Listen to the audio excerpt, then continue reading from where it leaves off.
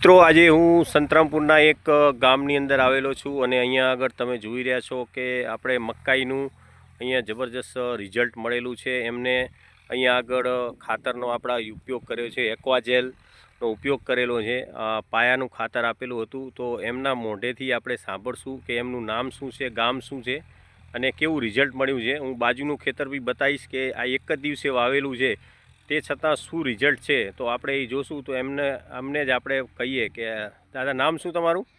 શુક્લા રજા.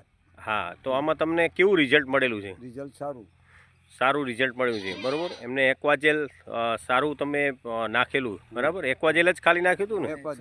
એક્વાજેલ નાખ્યું હતું. અને કોણે તમને આપ્યું હતું? આપણે ડામોર સાહેબે અને આ દાદાએ તમને આપ્યું, બરાબર. તો અહીંયા રિઝલ્ટ સારું મળેલું છે. અને આ બાજુના ખેતરમાં છે એ એક જ દિવસે વાયેલું છે? એક જ દિવસે આ બધું એક જ દિવસે વાયેલું છે. ને આ ખેતરની અંદર હું તમને હવે બતાવીશ કે આ જે રિઝલ્ટ છે એ મકાઈનું આ અત્યારનું રિઝલ્ટ છે. અને આ એક સાથે વાયેલી છે. બીજી હું તમને બતાવવા જઈ રહ્યો છું કે એક દિવસે વાવેલું છે તે છતાં બાજુનું ખેતર છે એમાં હું બતાવીશ. તો તમે જુઓ કે એક્વાજેલ કેટલી તાકાતવર પ્રોડક્ટ છે ફ્રેન્ડ્સ. તો જુઓ, આ જુઓ, અહીંયા આ સેમ બાજુનું જ ખેતર છે અને આની અંદર જુઓ તમે. અને આ જુઓ, આ આપણું એક્વાજેલ આમાં બધામાં નાખેલું છે. તો આ અમેઝિંગ રિઝલ્ટ છે આપણા એક્વાજેલનું.